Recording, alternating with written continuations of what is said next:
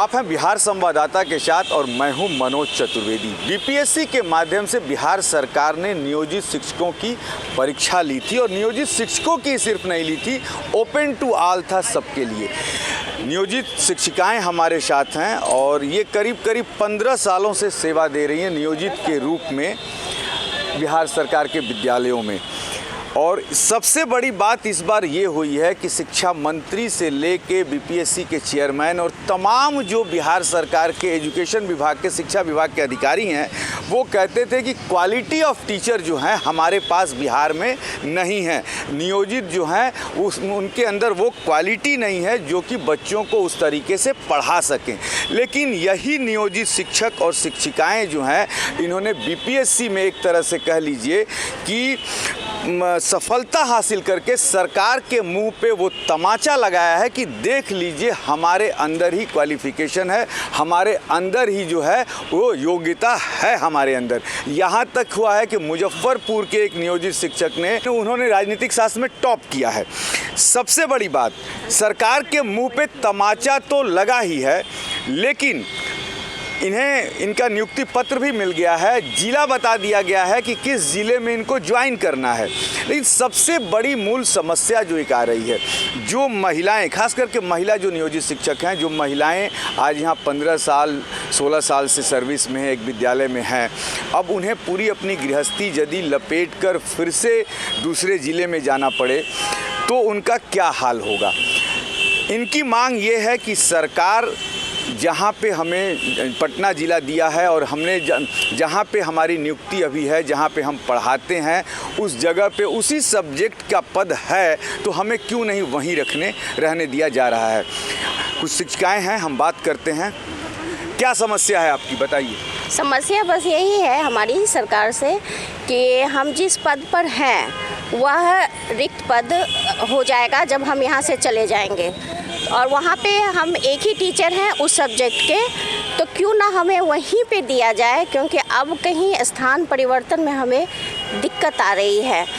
मेरा दे दिया मुजफ्फरपुर, अब हम पटना से मुजफ्फरपुर अप डाउन करेंगे, वेतन मेरा उतना ही है जितना फ्रेश कैंडिडेट आएंगे, तो हमको नहीं लगता है कि ये मेरे लिए बहुत ज़्यादा सूटेबल होगा। तो इससे अच्छा तो हम नियोजित ही हैं, राजकर्मी से अच्छा नियोजित ही हैं, क्योंकि राजकर्मी का ये मिला है, परंतु वो पैसा तो हमें नहीं सरकार दे रही है, वो वेतनमान नहीं दे रही है पुराना वाला, तो नए वाले में स्थान परिवर्तन हमारे लिए समस्या है। राज्यकर्मी में तो राज्यकर्मी का जो दर्जा आप लोग को अब मिल गया, उसमें जो सुविधाएं राज्यकर्मी की हैं वो तो आपको मिलेंगी जो नियोजित में नहीं। स्थान परिवर्तन से बहुत सारी दिक्कतें आएंगी, हमारे बच्चे छोटे हैं, हमारा परिवार यहाँ रहता है, ये सब समस्याएं हैं। हम सेट कर चुके हैं, यहाँ मेंटली सेट हैं, हमने कभी आवेदन नहीं दिया कि हमारा स्थान परिवर्तन होना चाहिए, क्योंकि सरकार ने कहा था कि 3 मौका आपको दिया जाएगा नियोजित शिक्षकों को राजकर्मी बनने के लिए।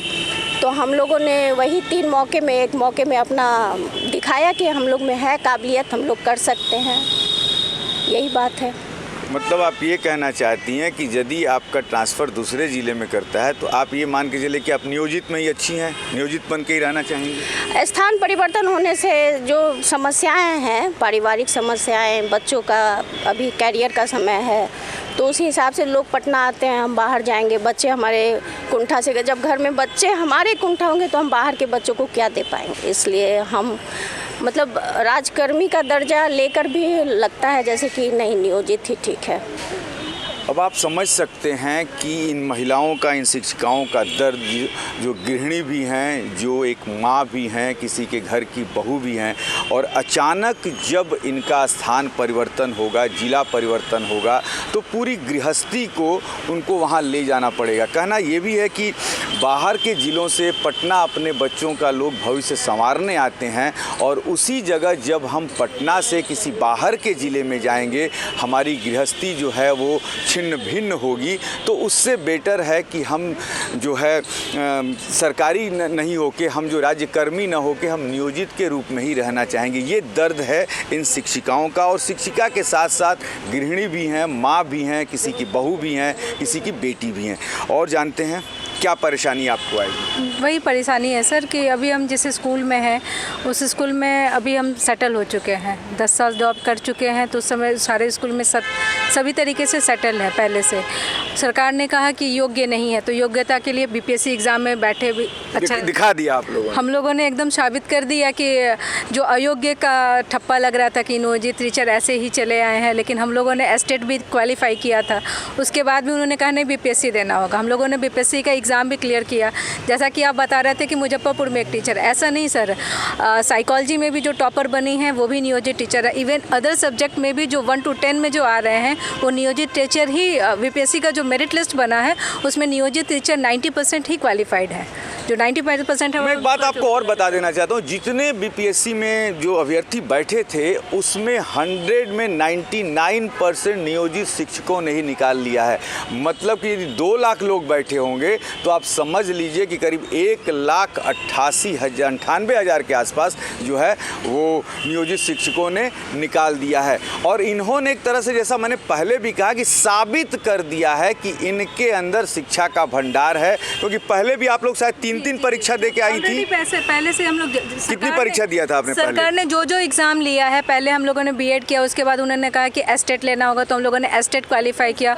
उसके बाद हम लोगों ने प्रिंसिपल का भी एग्ज़ाम दिया, वो नियोजित टीचर, मतलब हर एग्ज़ाम जो सरकार ये नियोजित टीचर को अयोग्य ठहराती है वो भी एग्ज़ाम दिया।